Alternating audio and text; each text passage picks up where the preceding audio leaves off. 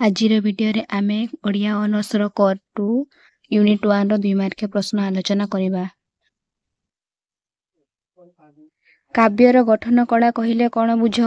ଓଡ଼ିଆ କାବ୍ୟ ରଚନାରେ କବିମାନେ ସଂସ୍କୃତ କାବ୍ୟ ଚର୍ଚ୍ଚାର ଆଭିମୁଖ୍ୟକୁ ସମ୍ପୂର୍ଣ୍ଣ ଗ୍ରହଣ କରିଛନ୍ତି। କାବ୍ୟର ଅର୍ଥ ସଂଯୋଗ ପ୍ରକାଶ କରି କବିମାନେ ନିଜର ପାଣ୍ଡିତ୍ୟର ପରିଚୟ ଦେଇଛନ୍ତି। ଇଷ୍ଟସ୍ମରଣ, ସାଧୁସ୍ତୁତି, ଖଳନିନ୍ଦା ମାଧ୍ୟମରେ କବିମାନେ ପାଣ୍ଡିତ୍ୟ ପ୍ରକାଶ କରିଛନ୍ତି।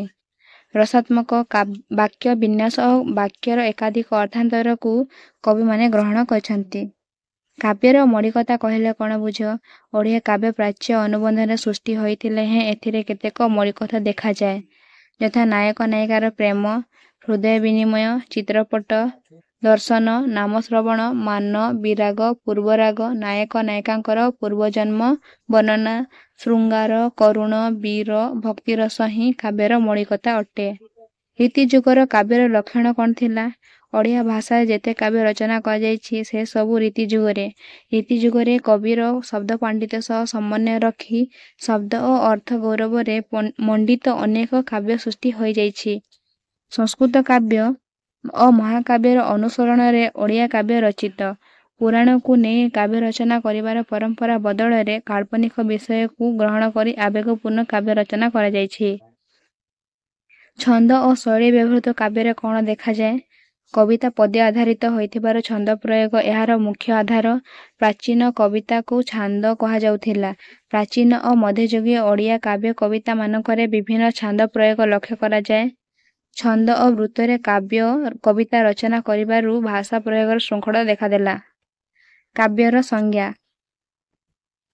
ବହିର୍ଜଗତର ରୂପ, ରସ, ଗନ୍ଧ, ସ୍ପର୍ଶ ଯେତେବେଳେ ମଣିଷ ମନର ଭାବନା, ବେଦନା ଓ କଳ୍ପନାକୁ ଅନୁଭୂତିରେ ରଞ୍ଜିତ କରି ଉପଯୁକ୍ତ ଶବ୍ଦ ସମ୍ଭାରରେ ସୁଷମାମଣ୍ଡିତ କରେ ଏବଂ ତାକୁ ଚିତ୍ରାତ୍ମକ ଓ ଛନ୍ଦମୟ ରୂପ ପ୍ରଦାନ କରେ, ସେତେବେଳେ ତାହାକୁ କାବ୍ୟର ମାନ୍ୟତା ପ୍ରଦାନ କରାଯାଏ।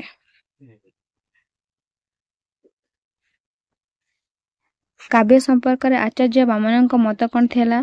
ଅଷ୍ଟମ ଶତାବ୍ଦୀର ରୀତିବାଦୀ ସମ୍ପ୍ରଦାୟର ପ୍ରଧାନ ପ୍ରବକ୍ତା ଆଚାର୍ଯ୍ୟ ବାମନ କହିଥିଲେ, ରୀତିରାତ୍ମା କାବ୍ୟସ୍ୟ, ଅର୍ଥାତ୍ ରୀତି ହିଁ କାବ୍ୟର ଆତ୍ମା। ବିଶିଷ୍ଟ ପଦ ରଚନା ହେଉଛି ରୀତି। କାବ୍ୟ ମଧ୍ୟରେ ସକଳ ସୌନ୍ଦର୍ଯ୍ୟ ମଧ୍ୟରେ ରୀତି ହିଁ ଶ୍ରେଷ୍ଠ ସୌନ୍ଦର୍ଯ୍ୟ। ସଂସ୍କୃତ ଆଳଙ୍କାରିକମାନେ କାବ୍ୟ ସମ୍ପର୍କରେ କି ମତ ରଖିଥିଲେ? ବହୁ ପ୍ରାଚୀନ କାଳରୁ ସଂସ୍କୃତ ଆଳଙ୍କାରିକମାନେ କବିତାର ଆତ୍ମାକୁ ଆବିଷ୍କାର କରିବାକୁ ଯାଇ ଭିନ୍ନ ଭିନ୍ନ ମତ ପୋଷଣ କରିଥିଲେ। ସେତେବେଳେ କାବ୍ୟ କହିଲେ ସମଗ୍ର ସାହିତ୍ୟକୁ ବୁଝାଉଥିଲା। ସେହି ସପ୍ତମ ଶତାବ୍ଦୀକୁ ଆଳଙ୍କାରିକବାଦୀ ସଂସ୍କୃତ ପଣ୍ଡିତ ଭାମହ କହିଥିଲେ, ଧ୍ୱନି ଏବଂ ଅନୁଭୂତି, ଶବ୍ଦ ଓ ଅର୍ଥର ବିବାହ ବନ୍ଧନ ହେଉଛି କାବ୍ୟ, ଅଳଙ୍କାର ହେଉଛି ଏହାର ଆତ୍ମା। ଭରତ ମୁନି କାବ୍ୟର ସଂଜ୍ଞା ସମ୍ପର୍କରେ କ'ଣ କହିଛନ୍ତି?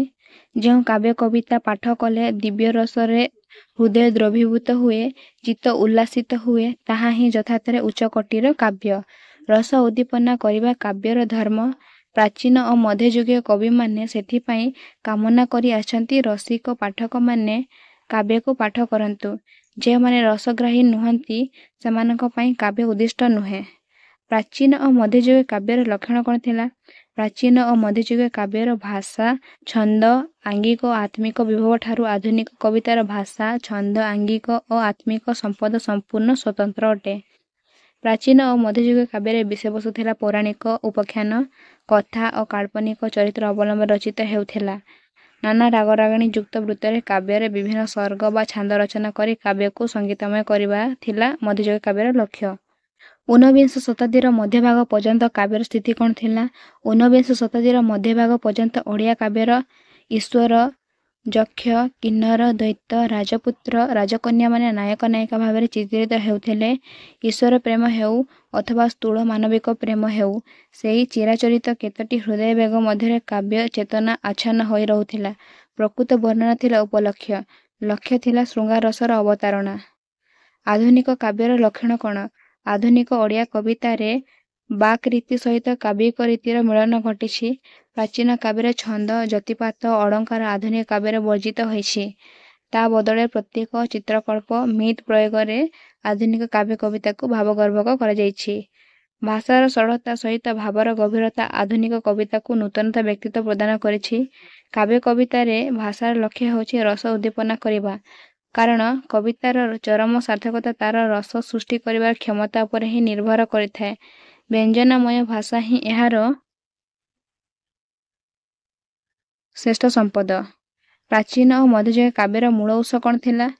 ଓଡ଼ିଆ ପ୍ରାଚୀନ ଓ ମଧ୍ୟଯୁଗୀୟ କାବ୍ୟ ସାହିତ୍ୟର ମୂଳ ଉତ୍ସ ଥିଲା ସଂସ୍କୃତ। ବିଶେଷତଃ ସପ୍ତଦଶ ଶତାବ୍ଦୀରୁ ଊନବିଂଶ ଶତାବ୍ଦୀ ମଧ୍ୟଭାଗ ପର୍ଯ୍ୟନ୍ତ ଓଡ଼ିଆ ସାହିତ୍ୟରେ ଯେଉଁ କାବ୍ୟମାନ ରଚନା କରାଯାଉଥିଲା, ତାହାର ସୃଷ୍ଟି ଆଦର୍ଶ, ଆଙ୍ଗିକ ଓ ଆତ୍ମିକ ବିଭବ ସଂସ୍କୃତ ସାହିତ୍ୟ ଦ୍ୱାରା ପ୍ରଭାବିତ ହୋଇଥିଲା। ଇଂରେଜ ଶାସନ କାଳରେ ଇଂରେଜୀ ଶିକ୍ଷା ଓ ପାଶ୍ଚାତ୍ୟ ସଭ୍ୟତାର ପ୍ରଭାବ ପାଖରେ ସଂସ୍କୃତର ଚର୍ଚ୍ଚା କ୍ଷୀଣ ହୋଇଗଲା। କ୍ରମଶଃ ଶତାବ୍ଦୀ ବ୍ୟାପୀ ଯେଉଁ ପ୍ରାଚ୍ୟ ସଂସ୍କୃତି ଭାଷା ଓ ସାହିତ୍ୟର ପ୍ରଭାବ ଭାରତବର୍ଷର ବିଭିନ୍ନ ଆଞ୍ଚଳିକ ଭାଷାକୁ ପ୍ରଭାବିତ ଓ ପଲ୍ଲବିତ କରିଥିଲା, ତାହା କ୍ରମଶଃ ଶିଥିଳ ହୋଇଗଲା। କାବ୍ୟରେ ସାଙ୍ଗୀତିକତା। ସାଙ୍ଗୀତିକତା ଓଡ଼ିଆ ରୀତିକାବ୍ୟର ଗୌରବମୟ ସମ୍ପଦ। ଯୁଗ ଯୁଗ ଧରି ଏହା ଉତ୍କଳୀୟ ପ୍ରାଣ ପ୍ରବାହକୁ ରସସିକ୍ତ କରି ରଖିଛି। ଦୀନକୃଷ୍ଣ, ଉପେନ୍ଦ୍ର ଭଞ୍ଜ, ବଳଦେବ ରଥଙ୍କ ଦକ୍ଷତା ଏ କ୍ଷେତ୍ରରେ ସ୍ମରଣୀୟ। ରୀତିକବିର ରଚନାରେ ଯେଉଁ ସବୁ ରାଗରାଗିଣୀ ପ୍ରୟୋଗ କରାଯାଇଛି, ତାହାର ଏକ ସ୍ୱତନ୍ତ୍ର ସମୀକ୍ଷା ଆବଶ୍ୟକ। କାବ୍ୟରେ ସାଙ୍ଗୀତିକ ସଫଳତା ପାଇଁ ପ୍ରାଚୀନ ଉତ୍କଳର ସଙ୍ଗୀତ ମୁଖ୍ୟତଃ ଦାୟୀ। କାବ୍ୟରେ ଆଳଙ୍କାରିକତା। କାବ୍ୟରେ ଜୀବନାନୁଭୂତିର ବୈଚିତ୍ର୍ୟ କେବଳ ଧ୍ୱନି, ବ୍ୟଞ୍ଜନା, ଛନ୍ଦ, ରୀତି, ବୃତ୍ତି, ଶବ୍ଦ ଓ ଅର୍ଥ ପ୍ରହେଳିକା ସୃଷ୍ଟିରେ ନିହିତ। କ୍ଳିଷ୍ଟତା ଓ ଅଳଙ୍କରଣ ଯୋଗୁଁ ଅଧିକାଂଶ କାବ୍ୟ ଗୁରୁତର ଆତ୍ମାର ଉତ୍କର୍ଷ ଅପେକ୍ଷା ଅଳଙ୍କାରର ଗୁରୁ ଭାରରେ ଏହି ଯୁଗର କାବ୍ୟସୁନ୍ଦରୀ ଭାରାକ୍ରାନ୍ତ। କାବ୍ୟରେ ଶୃଙ୍ଗାରିକତା। ମୋଗଲ ଶାସିତ ମଧ୍ୟଯୁଗୀୟ ସାମନ୍ତବାଦୀ ଚିନ୍ତାଧାରା ବିଳାସର ଚରମ ସୀମାରେ ଉପନୀତ ହୋଇଥିଲା। ନାରୀ ଥିଲା ଏହାର କେନ୍ଦ୍ରବିନ୍ଦୁ। ରାଜପୃଷ୍ଠପୋଷକତା ଲାଭ କରିଥିବା କବି ଓ କାବ୍ୟ ଏହି ଭୋଗଚର୍ଚ୍ଚାର ପ୍ରଭାବରେ ପ୍ରଭାବିତ ହେବା ସ୍ୱାଭାବିକ। ସଂସ୍କୃତ କାବ୍ୟ ଓ ଅଳଙ୍କାର ଶାସ୍ତ୍ର ଅନୁଶୀଳନ ତଥା ବୈଷ୍ଣବ ପ୍ରେମ ଧର୍ମ ପ୍ରସାର ପ୍ରଚାର ସାହିତ୍ୟକୁ ଯଥେଷ୍ଟ ପ୍ରେରଣା ଯୋଗାଇଥିଲା। ଫଳସ୍ୱରୂପ ଜୀବନ ଓ କାବ୍ୟରେ ଶୃଙ୍ଗାରିକତା ଭୂମିକା ଥିଲା ଅପ୍ରତିଦ୍ୱନ୍ଦ୍ୱୀ। ଶୃଙ୍ଗାରିକତା ପ୍ରସଙ୍ଗରେ ବୃନ୍ଦାବନ ଚନ୍ଦ୍ର ଆଚାର୍ଯ୍ୟଙ୍କ ମତ କ'ଣ ଥିଲା? ଡକ୍ଟର ବୃନ୍ଦାବନ ଚନ୍ଦ୍ର ଆଚାର୍ଯ୍ୟଙ୍କ ମତରେ ଶୃଙ୍ଗାରିକତା ବାସ୍ତବରେ ଥିଲା ରୀତିଯୁଗୀୟ କାବ୍ୟପୁରୁଷ ଧମନୀରେ ପ୍ରବାହିତ ରକ୍ତଧାରା ଭଳି। ଏହି ଶୃଙ୍ଗାର ରସ ସମ୍ପୂର୍ଣ୍ଣ ରୂପେ ଦେହ ସର୍ବସ୍ୱ। ଏପରିକି ରୀତି କାବ୍ୟରେ ରାଧାକୃଷ୍ଣଙ୍କ ଭକ୍ତିଧାରା ମଧ୍ୟ ଏହାର କରାଳ ଗ୍ରାସରେ ପଡ଼ି ପଥଭ୍ରଷ୍ଟ। କାବ୍ୟର ନାୟକ ନାୟିକାଙ୍କ ଚରିତ୍ରରେ ସମ୍ଭୋଗ ଓ ବିପ୍ରଲମ୍ବ ଅତିରିକ୍ତ ଅନ୍ୟ କୌଣସି ପ୍ରଧାନ ସମସ୍ୟା ନାହିଁ। କାବ୍ୟ ସମ୍ପର୍କରେ ବିଶ୍ୱନାଥ କବିରାଜଙ୍କ ମତ କ'ଣ ଥିଲା? ବାକ୍ୟ ରସାତ୍ମକ କାବ୍ୟମ୍। ରସ କାବ୍ୟର ଆତ୍ମା। କାବ୍ୟରେ ବଚନ ବିନ୍ୟାସ ଚତୁରପଣ ମୁଖ୍ୟ ହେଲେ ହେଁ ରସ ହିଁ ତାହାର ପ୍ରାଣ। ଅର୍ଥାତ୍ ଯେଉଁ କାବ୍ୟ ପାଠ କଲେ ଦିବ୍ୟ ରସରେ ହୃଦୟ ଦ୍ରବୀଭୂତ ହୁଏ, ଚିତ୍ତ ଉଚ୍ଚାରିତ ହୁଏ, ତାହା ଯଥାର୍ଥରେ ଉଚ୍ଚକୋଟୀର କାବ୍ୟ। ଆଚାର୍ଯ୍ୟ କ୍ଷେମେନ୍ଦ୍ରଙ୍କ କାବ୍ୟ ସମ୍ପର୍କରେ କ'ଣ ଥିଲା? ଔଚିତ୍ୟ ରସ ସିଦ୍ଧସ୍ୟ ସ୍ଥିୟ କାବ୍ୟସ୍ୟ। ଅର୍ଥାତ୍ ରସସିଦ୍ଧ କାବ୍ୟର ସ୍ଥିର ଜୀବନ ହେଉଛି ଔଚିତ୍ୟ। ବସ୍ତୁତଃ ଔଚିତ୍ୟ କାବ୍ୟର ଆତ୍ମା। ଏହା ବିହୁନେ କାବ୍ୟସ୍ଥିତି ଅସାର। ଔଚିତ୍ୟ କହିଲେ ଯାହା ଯେଉଁଠି ରହିବାର କଥା, ଯାହା ପ୍ରତି ସୁନ୍ଦର ବା ଉପଯୋଗୀ, ତାହା ସେହିପରି ବର୍ଣ୍ଣନୀୟ। ଏହି ଆଧାରରେ କାବ୍ୟର ପ୍ରିୟତା ଉପଲବ୍ଧି କରିହୁଏ। ଆଚାର୍ଯ୍ୟ ଦଣ୍ଡୀଙ୍କ ମତ କ'ଣ ଥିଲା? ଇଷ୍ଟାର୍ଥ ବିବଚ୍ଛିନ୍ନା ପଦାବଳୀ। ଅଭିପ୍ରେତ ପ୍ରକାଶ କରିବା ହିଁ ପଦାବଳୀ କାବ୍ୟ। ଏହା ଚିତ୍ତର ଆନନ୍ଦଦାୟକ ବିଭବ ଚମତ୍କାର ପ୍ରତିପାଦକ ପଦାବଳୀ ରସାଶ୍ରିତ କାବ୍ୟ।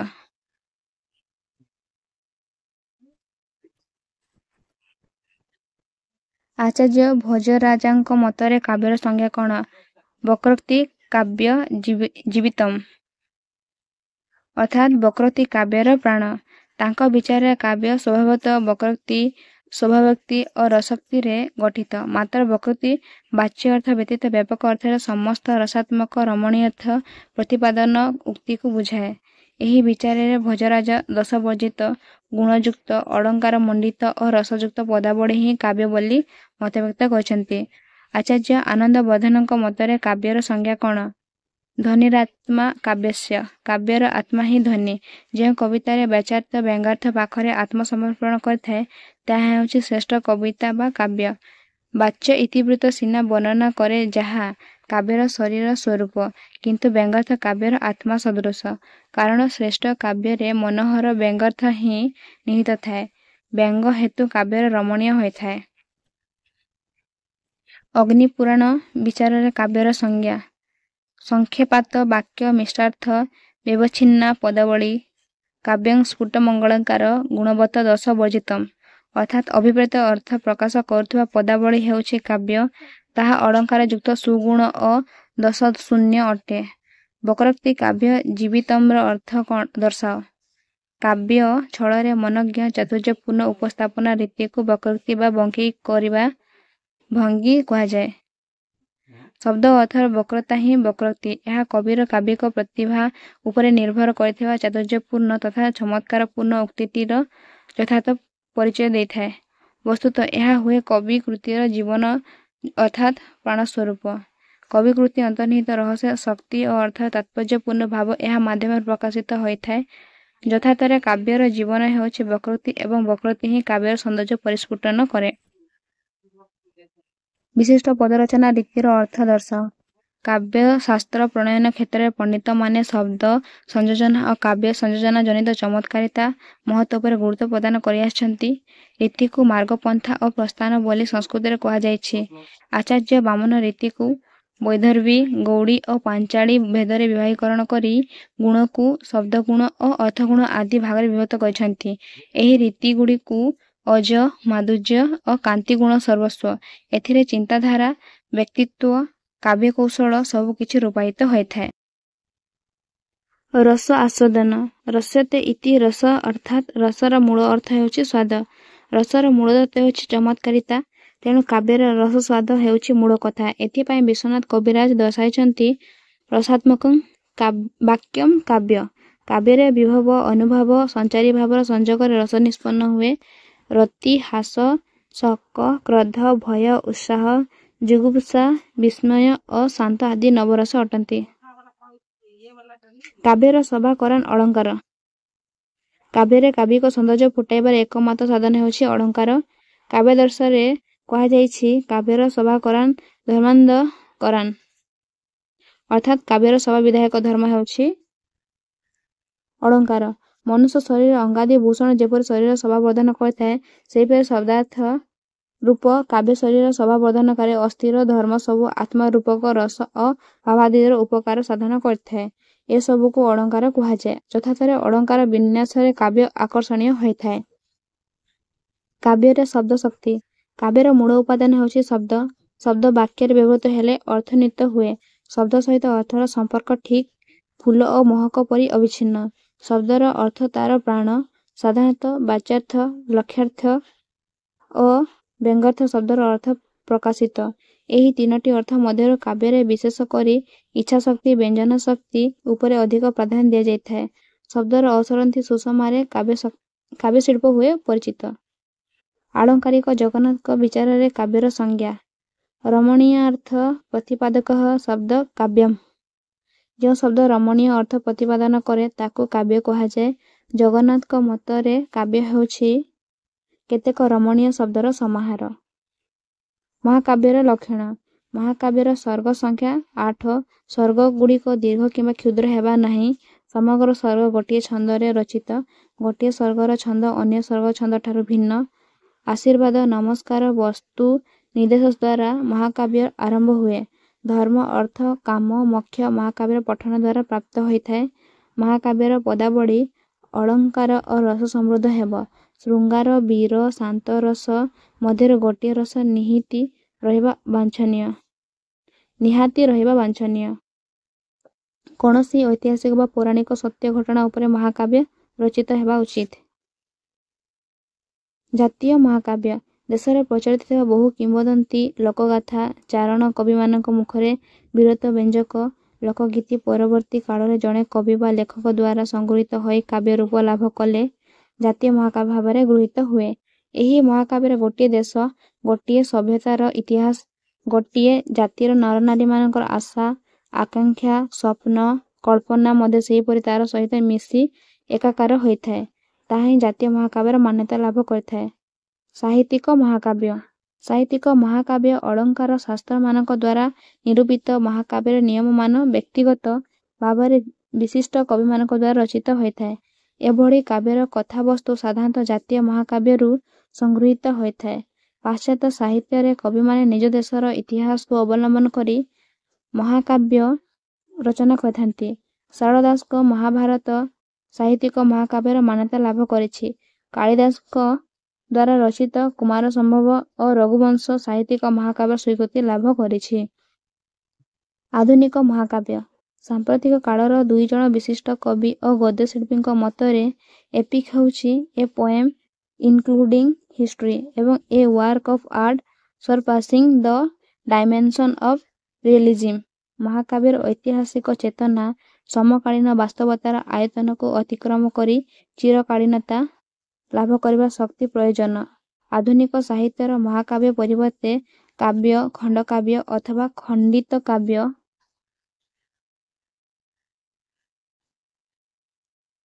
କ୍ଷୁଦ୍ର କବିତାରେ ଆଧୁନିକ ଯୁଗର ଆଶା ଆକାଂକ୍ଷା ଆଜି ବ୍ୟକ୍ତ ହେଉଛି। ଆଧୁନିକ ଯୁଗର କାବ୍ୟରେ ବିଭିନ୍ନ ସ୍ୱର୍ଗ, ବିଭିନ୍ନ ଛନ୍ଦ, ବିସ୍ତୃତ ପୃଷ୍ଠଭୂମିରେ ଧୀରୋଦାତ୍ତ କ୍ଷତ୍ରିୟ କିମ୍ବା ଦେବତାଙ୍କୁ ନାୟକ କରି ମହାକାବ୍ୟ ରଚନା କରିବାର ପରିବେଶ ଆଜି ଆଉ ନାହିଁ।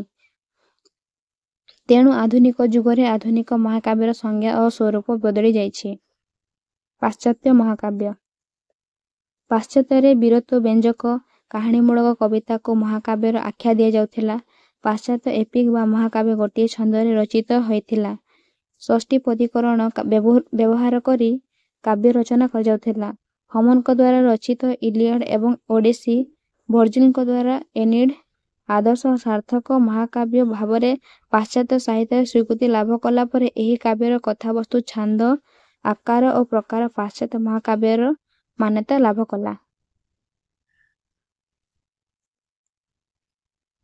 ମହାକାବ୍ୟର ନାୟକ ନାୟିକା ମହାକାବ୍ୟର ସ୍ୱରୂପ ଓ ଲକ୍ଷଣ ଅନୁଯାୟୀ ଏହାର ଚରିତ୍ରମାନଙ୍କର ସମାବେଶ ହୋଇଥାଏ। ଯେ କେହି ବ୍ୟକ୍ତି ବା ନାରୀ ମହାକାବ୍ୟର ନାୟକ ନାୟିକା ହେବାର ସୌଭାଗ୍ୟ ପାଇନଥାନ୍ତି। ମହାକାବ୍ୟର ନିୟମ ଅନୁଯାୟୀ ନାୟକ ଜଣେ ଉତ୍ତମ ପୁରୁଷ ହେବା ଆବଶ୍ୟକ, ତାହା ପୁଣି ଉଚ୍ଚ ବଂଶଜ, ଆଦର୍ଶ ବ୍ୟକ୍ତିତ୍ୱ ଥିବା ଜରୁରୀ। ସେଥିପାଇଁ ରାଜପୁଅଙ୍କୁ ଗ୍ରହଣ କରାଯାଇଥାଏ। ସେହିପରି ମହାକାବ୍ୟର ନାୟିକା ସୁନ୍ଦରୀ, ରାଜକନ୍ୟା, ଉଚ୍ଚ ବଂଶଜ, ମିଷ୍ଟଭାଷୀ ହେବା ଆବଶ୍ୟକ। ଏଥିପାଇଁ ରାଜକୁମାରୀମାନଙ୍କୁ ମୁଖ୍ୟ ଚରିତ୍ରରେ ଅବତୀର୍ଣ୍ଣ କରାଯାଇଥାଏ। ମହାକାବ୍ୟର କାହାଣୀ ମହାକାବ୍ୟର କାହାଣୀ ଆଧୁନିକ କାହାଣୀ ନୁହେଁ। ସାମ୍ପ୍ରତିକ ସମୟର ଚରିତ୍ରମାନଙ୍କୁ ନେଇ ମହାକାବ୍ୟର କାହାଣୀ ଲେଖାଯାଇ ପାରେନା। ଅତିରଞ୍ଜିତ କଳ୍ପନା, କାଳ୍ପନିକତା, ଲୋକକଥା, ଲୋକଗଳ୍ପକୁ ନେଇ ମହାକାବ୍ୟ ରଚନା କରିବା ଅପ୍ରାସଙ୍ଗିକ। ମହାକାବ୍ୟର ଇତିହାସ କିମ୍ବା ପୁରାଣର କୌଣସି କାହାଣୀକୁ ନେଇ ରଚନା କରାଯାଇପାରେ। ପ୍ରାସଙ୍ଗିକତା ନଥିବା ଘଟଣା, ଅନ୍ୟ ଅର୍ଥରେ ସାମାଜିକ ଘଟଣାକୁ ନେଇ ମହାକାବ୍ୟ ରଚନା କରି ହୁଏନା। ସେଥିପାଇଁ ମହାକାବ୍ୟର ନାୟକ ନାୟିକା ଚରିତ୍ର ଉଭୟ ଉଚ୍ଚ ବଂଶଜ ବା ଦେବକୁଳର ହୋଇଥାନ୍ତି। ମହାକାବ୍ୟର ଛନ୍ଦ ପାଶ୍ଚାତ୍ୟ ଶୈଳୀର ଅନୁକରଣ ଭାରତୀୟ ପ୍ରାଚ୍ୟ ସାହିତ୍ୟରେ ଦୃଶ୍ୟମାନ ହୁଏ। ମହାକାବ୍ୟର ପ୍ରତି ସର୍ଗକୁ ଏକ ପ୍ରକାର ଛନ୍ଦ ବା ବୃତ୍ତ ରଚିତ ହେବା ବିଧେୟ। ଗୋଟିଏ ଛନ୍ଦ ଅନ୍ୟ ସର୍ଗ ଛନ୍ଦଠାରୁ ଅଲଗା ହେବା ବିଧେୟ। ପ୍ରତ୍ୟେକ ସର୍ଗର ଶେଷରେ ପରବର୍ତ୍ତୀ ସର୍ଗର ବର୍ଣ୍ଣିତ ବିଷୟ ସୂଚନା ରହିବ। ସର୍ଗ ଅନ୍ତର୍ଗତ ମୁଖ୍ୟତଃ ବିଷୟବସ୍ତୁ ଅନୁସାରେ ସର୍ଗର ନାମକରଣ ହେବ। ମହାକାବ୍ୟର ବୈଶିଷ୍ଟ୍ୟ ମହାକାବ୍ୟ ପ୍ରାଚ୍ୟ ଓ ପାଶ୍ଚାତ୍ୟ ଉଭୟ ଚେତନାରେ ଗୁରୁଗମ୍ଭୀର ଓ ମହତ କାର୍ଯ୍ୟରେ ଅନୁଭୂତିମୂଳକ କବି କର୍ମ। ଏହା ପୂର୍ଣ୍ଣାଙ୍ଗ ଓ ରୀତିସିଦ୍ଧ ଭାଷାରେ ସମୃଦ୍ଧ। ଏଥିରେ ସଙ୍ଗୀତ କିମ୍ବା ନୃତ୍ୟର ସମାବେଶ ନାହିଁ। ଏହା ସମୟେ ସମୟେ ବିବରଣୀଧର୍ମୀ। ବେଳେବେଳେ ଏଥିରେ ବର୍ଣ୍ଣିତ ଚରିତ୍ରମାନେ ଶବ୍ଦ କିମ୍ବା ଘଟଣା ମାଧ୍ୟମରେ ବ୍ୟକ୍ତ ହୁଅନ୍ତି। ଏହା ସବୁ କରୁଣା ଓ ଭୀତିର ଅନୁକରଣ ଦ୍ୱାରା ସଞ୍ଜାତ। ଏ ସମସ୍ତ ଉତ୍ସ ହେଉଛି ମାନବର କଲ୍ୟାଣକରୀ ପ୍ରସଙ୍ଗ। ଗୀତି କବିତାର ସଂଜ୍ଞା ନିରୂପଣ କର। ପାଶ୍ଚାତ୍ୟ ସାହିତ୍ୟରେ ଗୀତିକାବ୍ୟର ପ୍ରଚଳନ ସର୍ବପ୍ରଥମେ ଦେଖାଦେଇଥିଲା। ପାଶ୍ଚାତ୍ୟ ସମାଲୋଚକ ଆର୍ଜେରିସ୍ଙ୍କ ମତରେ ପ୍ରଥମେ ଗ୍ରୀସର ପ୍ରାଚୀନ କାଳରେ ଲାୟାର ନାମକ ବୀଣା ଭଳି ଏକ ବାଦ୍ୟଯନ୍ତ୍ରର ସାହାଯ୍ୟରେ ଯେଉଁ ଗୀତି କବିତା ଗାନ କରାଯାଉଥିଲା, ତାହା ଆଧୁନିକ ଯୁଗରେ ଗିଟାର ବାଦ୍ୟଯନ୍ତ୍ରରେ ଗାନ କରାଯାଉଛି।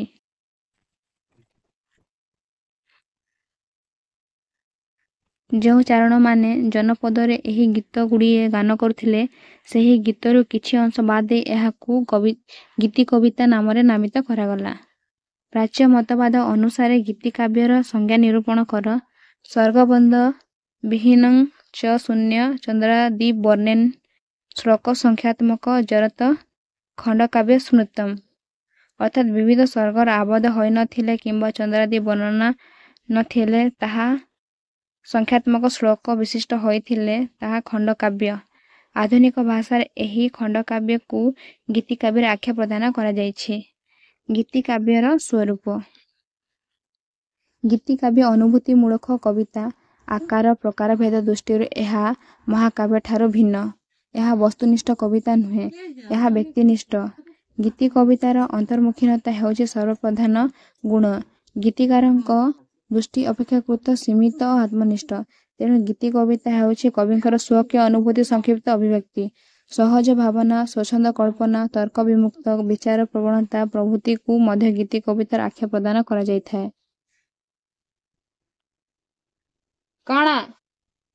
ଗୀତି କବିତାର ଲକ୍ଷଣ। ଗୀତି କବିତା ସଙ୍ଗୀତଧର୍ମୀ।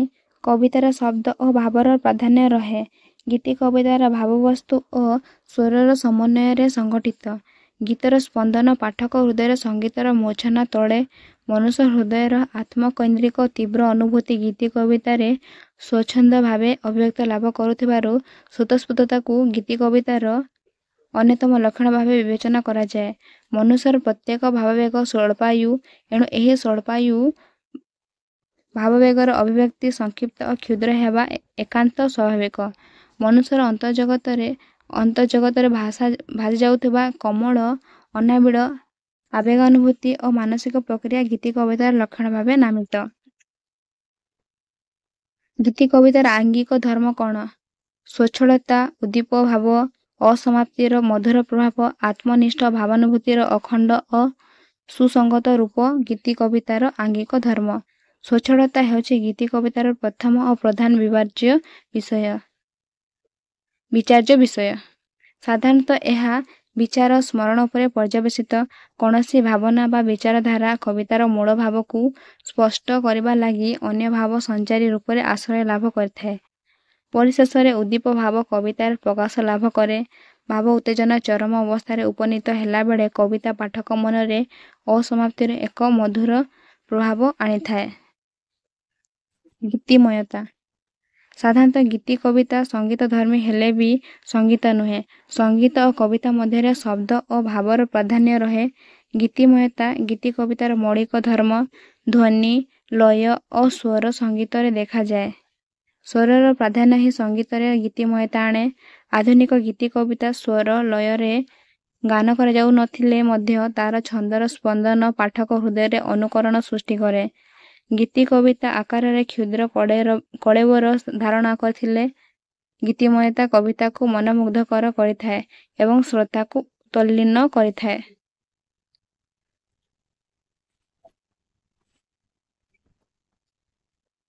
ଗୀତି କବିତାର ସଂକ୍ଷିପ୍ତତା। ସଂକ୍ଷିପ୍ତତା ଗୀତି କବିତାର ଧର୍ମ। ଗୀତି କବିତା ଯାହା ଗାନଯୋଗ୍ୟ ଭାବେ ପରିଚିତ, କବିର ଅନୁଭୂତି, ବ୍ୟକ୍ତିଗତ ସତ୍ତା ଏଥିରେ ଅନୁରଣିତ। ଦୀର୍ଘ ସମୟ ଧରି ଗୀତି କବିତାକୁ ଶୁଣିଲେ ଶ୍ରୋତାମାନଙ୍କ ନିକଟରେ ଆଗ୍ରହ କମି ଆସେ। ସେଥିପାଇଁ ସ୍ୱଳ୍ପାୟୁ ଭାବବେଗର ସଂକ୍ଷିପ୍ତ ଏବଂ କ୍ଷୁଦ୍ର ହେବା ବାଞ୍ଛନୀୟ। ମାତ୍ର ଗୀତି କବିତାର ବୈଶିଷ୍ଟ୍ୟ କେବଳ ତାହାର ଆକାର କ୍ଷୁଦ୍ରତା ଉପରେ ନିର୍ଭରଶୀଳ ନୁହେଁ, ଆତ୍ମଭାବର ସତ୍ତା ରହିବା ଆବଶ୍ୟକ। ସ୍ୱବ୍ୟକ୍ତ କଳ୍ପନାରୁ ଯାହା ସୃଷ୍ଟି ହୁଏ ତାହା ହିଁ ଗୀତି କବିତାର ପଦବାଚ୍ୟ। ପ୍ରାଚୀନ ଗୀତି କବିତାର ବିଭିନ୍ନ ରୂପ ଦର୍ଶାଅ।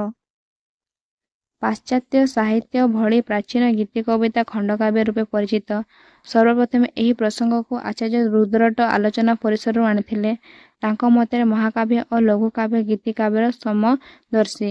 ଏତଦ୍‌ବ୍ୟତୀତ ରସ ନିରୂପକ, ସନ୍ଧି ବିବର୍ଜିତ ରଚନା ତଥା ବିବିଧ ସ୍ୱର୍ଗରେ ଆବଦ୍ଧ ହୋଇନଥିଲେ କିମ୍ବା ଚନ୍ଦ୍ରାଦି ବର୍ଣ୍ଣନା ଗୀତି କବିତାର ମୂଳ ଲକ୍ଷ୍ୟ ଥିଲା। ପ୍ରାଚୀନ କାବ୍ୟମାନଙ୍କର ରଚନାରେ କ୍ଷୁଦ୍ର ବୟବ ମଧ୍ୟରେ ଗୀତି କବିତା କେଉଁ ଭାବ ପ୍ରକାଶ କରେ? ଗୀତି କବିତା ସ୍ୱଳ୍ପାୟୁ। ଗୀତି କବିତାର ବୟବ କ୍ଷୁଦ୍ର। କବିର ବ୍ୟକ୍ତିଗତ ଜୀବନର ଅନୁଭବ ଏଥିରେ ରୂପାୟିତ। ଏହା ଗାନଯୋଗ୍ୟ। ସ୍ୱର, ଲୟ, ତାଳ ମଧ୍ୟରେ ଏହା ଗାନୋପଯୋଗ୍ୟ, ଯାହା ଶ୍ରୋତାମାନଙ୍କୁ ଆକୃଷ୍ଟ କରିଥାଏ। ବିନ୍ଦୁରୁ ସିନ୍ଧୁ ଦର୍ଶନ କରିବା ଏହାର ମୂଳଧର୍ମ। ମନୁଷ୍ୟର ପ୍ରତ୍ୟେକ ଭାବବେଗ ସ୍ୱଳ୍ପାୟୁ। ସ୍ୱଳ୍ପାୟୁ ଭାବବେଗର ପରିସର ସଂକ୍ଷିପ୍ତ ଏବଂ ଅବୟବ କ୍ଷୁଦ୍ର ହେବା ସ୍ୱାଭାବିକ, ଯାହା ଗୀତି କବିତାକୁ ଗୀତିମୟ କରିଥାଏ। କବିର ସ୍ୱଗତ କଳ୍ପନାରୁ ଯାହା ସୃଷ୍ଟି ହୁଏ ତାହା ଗୀତି କବିତା। ଏହି ନ୍ୟାୟରେ ଗୀତି କବିତାର ଅବୟବ କ୍ଷୁଦ୍ର ହୋଇଥାଏ। ଗୀତି କବିତାର ଉଦ୍ଦେଶ୍ୟ। ଗୀତି କବିତା ମନୁଷ୍ୟର ବେଦନାକୁ କୋମଳତର କରିଥାଏ, ଆନନ୍ଦ ଓ ସୁଖଦ ଅନୁଭୂତି ଆଣିଥାଏ। ସ୍ୱଳ୍ପ ଶବ୍ଦାବଳୀ ସାହାଯ୍ୟରେ ସ୍ୱର ଓ ଲୟର ଅନନ୍ତ ସଙ୍ଗୀତକୁ ସମ୍ମିଳିତ କରି ପାଠକକୁ ଜାଗ୍ରତ କରେ। ଗୀତି କବିତା ମନୁଷ୍ୟର ଏକ ସୁକୁମାର କଳାକୃତି। ଏହାର ସୃଷ୍ଟି ପାଇଁ ଅନ୍ତର୍ମୁଖୀ ଅନୁକୂଳ ପରିବେଶର ଆବଶ୍ୟକତା ଅନସ୍ୱୀକାର୍ଯ୍ୟ। ଗୀତି କବିତା ପାଠକର କଳ୍ପନାକୁ ଉଦ୍ବୁଦ୍ଧ କରି ସାଂସାରିକ ତୁଚ୍ଛତାରୁ ଭାବର ସୁଉଚ୍ଚ ସ୍ତରକୁ ଉନ୍ନତ କରିବାକୁ ସମର୍ଥ ହୋଇଥାଏ। ଯେଉଁ ଯୁଗରେ ମନୁଷ୍ୟ ମନରେ ଭାବପ୍ରବଣତାର ତୀବ୍ରତା ସୃଷ୍ଟି ହୁଏ, ଜାତୀୟ ଚେତନା ଗଭୀର ଭାବେ ସ୍ପନ୍ଦିତ ହୁଏ, ସେହି ଯୁଗରେ ହିଁ ଗୀତି କାବ୍ୟର ଯଥାର୍ଥ ପ୍ରକାଶ ଘଟିଥାଏ। ଲୌକିକ ଗାଥା କବିତା କାହାକୁ କୁହାଯାଏ? ଗାଥା କବିତା ସରଳ ଭାବକୁ ନେଇ ରଚିତ। ଅଜ୍ଞାତ କବିମାନଙ୍କ ଦ୍ୱାରା ଏହା ରଚିତ ହୋଇ ଗୋଟିଏ ଯୁଗରୁ ଆଉ ଗୋଟିଏ ଯୁଗ ପର୍ଯ୍ୟନ୍ତ ଏହା ପ୍ରସାରିତ ଓ ପ୍ରଚାରିତ ହୋଇଆସିଛି। ନାଚ ଗୀତର ସମନ୍ୱୟରେ ଗାଥା କବିତାର ମନ୍ମୟ ଭାବ ପ୍ରକାଶ ହୋଇଥାଏ। ଏହି ନ୍ୟାୟରେ ଯେଉଁ ଗାଥା କବିତାଗୁଡ଼ିକ ଆଦିମ କାଳରୁ କେଉଁ ଅଜ୍ଞାତ ବ୍ୟକ୍ତି ଦ୍ୱାରା ରଚିତ ହୋଇ କାଳକ୍ରମେ କଣ୍ଠରୁ କଣ୍ଠ ଆସି ପରିବର୍ତ୍ତିତ ରୂପ ଧାରଣ କରିଛି, ତାହାକୁ ଲୌକିକ ଗାଥା କବିତାର ମାନ୍ୟତା ମିଳିଛି। ସାହିତ୍ୟିକ ଗାଥା କବିତା କାହାକୁ କୁହାଯାଏ? ବିଭିନ୍ନ ସମାଲୋଚକ କହିଛନ୍ତି ଯେ ଗାଥା କବିତା ମହାକାବ୍ୟ ପୂର୍ବବର୍ତ୍ତୀ ରଚନା। ଅନ୍ତତଃ ପକ୍ଷେ ଓଡ଼ିଆ ସାହିତ୍ୟରେ ପ୍ରାଚୀନ ସାହିତ୍ୟିକ ଗାଥା କବିତା ମହାକାବ୍ୟ ମହାଭାରତ ଓ ରାମାୟଣ ପୂର୍ବରୁ ରଚିତ ହୋଇ ନ ଥିଲେ ହେଁ ଅନେକ ଗାଥା କବିତା ଏହି ସମୟରେ ବୋଲି ପ୍ରମାଣ ମିଳିଛି। ସାହିତ୍ୟିକ ଗାଥା କବିତା ହେଉଛି ଲୌକିକ ଗାଥା କବିତାର ଏକ କଳ୍ପନାତ୍ମକ ବିବର୍ତ୍ତନ। ଲୌକିକ ଗାଥା କବିତା ପରି ଏହାକୁ ଗାନ କରାଯାଏ ନାହିଁ। ଲୌକିକ ଗାଥା କବିତାର ରଚନାବଳୀ, ଭାବ ଓ ପଦ ବିନ୍ୟାସକୁ ଅନୁସରଣ କରି ଏହି ଗୀତି କବିତା ଗୁଡ଼ିକ ରଚନା କରାଯାଇଥାଏ। ଏଥିରେ ମଧ୍ୟ ଲାଡ଼ିକା କବିତା ଥାଏ, ଯାହାକୁ ବିଦ୍ରୂପାତ୍ମକ ବାଲାଡ କୁହାଯାଏ। ଗାଥା କବିତାର ରଚୟିତା କେଉଁମାନେ? ଏହା କେଉଁ ଶ୍ରେଣୀୟ କବିତା ଅଟେ? ସରଳ ଗ୍ରାମୀଣ ଜନତାକୁ ଏକ ଆଧ୍ୟାତ୍ମିକ ରସବାରିରେ ଭିଜାଇ ସଂସାର ଅଡିକତା ଓ ବୈରାଗ୍ୟର ମହତ୍ତ୍ୱକୁ ଉପଲବ୍ଧ କରାଇବାରେ ଏ ପଦ ସବୁର ତୁଳନା ନାହିଁ। ଏସବୁ ଦେଖିଲେ ଲୋକଗୀତଗୁଡ଼ିକ ଦୃଷ୍ଟିରୁ ଯେଉଁଭଳି ଗୁରୁତ୍ୱପୂର୍ଣ୍ଣ ଆବେଗ କାବ୍ୟିକ ମର୍ଯ୍ୟାଦାରେ ସେହିଭଳି ଗୌରବାନ୍ୱିତ। ସାଧାରଣତଃ ଅର୍ଥରେ ଦେଖିଲେ ଗ୍ରାମୀଣ ସଚେତନ ସରଳ ବ୍ୟକ୍ତିଟି ଗାଥା କବିତାର ସ୍ରଷ୍ଟା। ବ୍ୟକ୍ତିର ଅନୁଭବ ଅନୁଭୂତି ପ୍ରସଙ୍ଗକୁ ଜନତାଙ୍କ ସମ୍ମୁଖକୁ ଆଣିବା ଏହି କବିତାର ମୂଳ ଲକ୍ଷ୍ୟ। ଏହା କିମ୍ବଦନ୍ତୀ ଓ ଇତିହାସ ତଥା ସାମାଜିକ ପ୍ରସଙ୍ଗ ଉପରେ ପର୍ଯ୍ୟବେସିତ। ଗାଥା କବିତା କେଉଁ ଧରଣର କବିତା?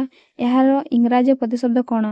ଗୋଷ୍ଠୀ ଜୀବନର ମୌଳିକ ଅନୁଭୂତି, ସେମାନଙ୍କର ସାହସିକତା, ବୀରତ୍ୱ, ଦୈବିକ୍ରିୟା, ହାସ୍ୟ, କୌତୁକ, ଇତିହାସ କିମ୍ବଦନ୍ତୀ, ଅଲୌକିକ ଲୋକଗୀତର କାହାଣୀକୁ ନେଇ ଗାଥା କବିତା ରଚିତ। ଏହାର ଇଂରାଜୀ ପ୍ରତିଶବ୍ଦ ବାଲାଡରେ ନାମିତ।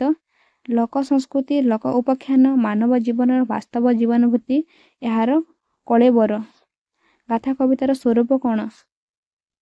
ଗାଥା କବିତା ଗାନଧର୍ମୀ। କବି ଏହାକୁ ରଚନା କରିବା ସମୟରେ ଏହାର ସାଙ୍ଗୀତିକତା, ଛନ୍ଦବଦ୍ଧତା ଓ ଗୀତିମୟତା ଉପରେ ଗୁରୁତ୍ୱ ଆରୋପ କରିଥାଏ। ବିଶେଷ କରି ଏହି ଧରଣର କବିତାରେ ଆଧ୍ୟାତ୍ମିକ, ଧର୍ମୀୟ ପ୍ରଶାନ୍ତି, ସତ୍ୟର ମହିମା ତଥା ସ୍ନେହ ଓ ପ୍ରେମର ଅପୂର୍ବ ଦୃଷ୍ଟାନ୍ତ ଏଠାରେ ଦେଖିବାକୁ ମିଳିଥାଏ। ଏହି କବିତା ରଚନା ସମୟରେ ଶବ୍ଦ ବଦଳରେ ସାଙ୍ଗୀତିକ ଶବ୍ଦ ପ୍ରୟୋଗ କରିଥାଏ। ଶବ୍ଦ ଓ ସଙ୍ଗୀତ ଗାଥା କବିତାର ପ୍ରାଣ ସଦୃଶ। ଗାଥା କବିତାର ସଂଜ୍ଞା କ'ଣ? ଗାଥା କବିତା ହେଉଛି ବସ୍ତୁନିଷ୍ଠ ବର୍ଣ୍ଣନାତ୍ମକ କବିତା। ବାଲାଡ ଶବ୍ଦଟି ଫରାସୀ ଶବ୍ଦ ବାଲର ଅଥବା ଲାଟିନ ଶବ୍ଦରୁ ନିଷ୍ପନ୍ନ ହୋଇଥିବାର ଅନୁମାନ କରାଯାଇଥାଏ। ଏହି ଫରାସୀ ଓ ଲାଟିନ ଶବ୍ଦ ଦୁଇଟି ଅର୍ଥ ହେଉଛି ନୃତ୍ୟନାଟ୍ୟ। ନୃତ୍ୟନାଟ୍ୟ ସହିତ ଯେଉଁ ନାଟକୀୟ କାହାଣୀ ଜନମାନସକୁ ସମ୍ମୁଖ ଭାଗରେ ଉପସ୍ଥାପନ କରାଯାଏ, ତାହାକୁ ଗାଥା କବିତା କୁହାଯାଏ। ଗାଥା କବିତାର ବୈଶିଷ୍ଟ୍ୟ କ'ଣ? ସାଧାରଣତଃ ନୃତ୍ୟ ଓ ନାଟ୍ୟ ସହିତ ଯେଉଁ ନାଟକୀୟ କାହାଣୀ ସମ୍ବଳିତ ସଙ୍ଗୀତ ଗାନ କରିଥାଏ, ତାକୁ ଗାଥା କବିତା କୁହାଯାଏ। ବର୍ଣ୍ଣନାତ୍ମକତା, ସରଳତା, ସଙ୍ଗୀତମୟତା, ନାଟକୀୟତା ଗାଥା କବିତାର ବୈଶିଷ୍ଟ୍ୟ ଅଟେ। ଏହି ବୈଶିଷ୍ଟ୍ୟମାନଙ୍କୁ କବିତାରେ ସ୍ଥାନିତ କରି ଗାଥା କବିତା ରଚନା କରାଯାଇଥାଏ। ପାଶ୍ଚାତ୍ୟ ଦେଶମାନଙ୍କରେ ଏହି ଗାଥା କବିତାର ପ୍ରାଚୀନ ପରମ୍ପରା ଅଛି। ଗୋଷ୍ଠୀ ଜୀବନକୁ ଆମୋଦ ପ୍ରମୋଦ ଦେବା ପାଇଁ ସାର୍ବଜନୀନ ଲୋକପ୍ରିୟ କାହାଣୀକୁ ନେଇ ଏହି ଧରଣ କବିତା ରଚିତ ହୋଇଛି। ଏବେ ଆମେ ଦେଖିବା ସନେଟ କବିତାର ବୈଶିଷ୍ଟ୍ୟ କ'ଣ? ସନେଟ ବା 1400 ପଦୀ କବିତା ହେଉଛି ଗୀତି କବିତାର ଏକ ଭିନ୍ନ ଅଙ୍ଗ। ଏଥିରେ କୌଣସି ଏକ ଅନୁଭୂତି ଅଭିଜ୍ଞତାରୁ ସୃଷ୍ଟି ହୋଇଥିବ ହୃଦୟବେଗ ମନ୍ମୟତା ଓ ସାମଗ୍ରିକ ଭାବରେ ପ୍ରକାଶିତ ହୋଇଥାଏ। 14 ଧାଡ଼ିର ମୂଳରୁ ଶେଷ ପର୍ଯ୍ୟନ୍ତ ଭାବର ସଂହତି ଓ ସାମଞ୍ଜସ୍ୟ ସମଗ୍ରତା ଏଥିରେ ସଂରକ୍ଷିତ ରହେ। କଳ୍ପନା ଓ ଆବେଗ ସନେଟ୍ କବିତାର ମୁଖ୍ୟ ବୈଶିଷ୍ଟ୍ୟ ଅଟେ।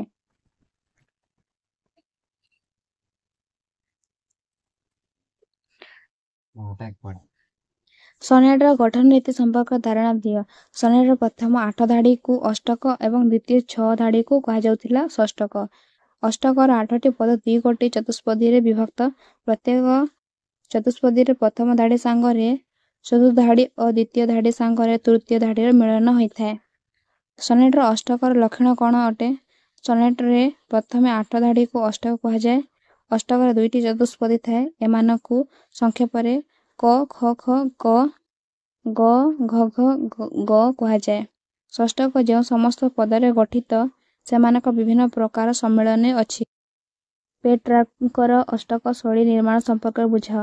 ଅଷ୍ଟକରେ କବି ତାଙ୍କର ବ୍ୟକ୍ତିଗତ ଜୀବନର ଅଭିଜ୍ଞତା, ଆବେଗ ଅଥବା ଭାବନାକୁ ବ୍ୟକ୍ତ କରିଥାନ୍ତି। ଏହି ବିଷୟ ବା ଭାବନା ସମ୍ପର୍କରେ ତାଙ୍କର ଅଭିମତ ଷଷ୍ଠକରେ ପ୍ରକାଶିତ ହୋଇଥାଏ।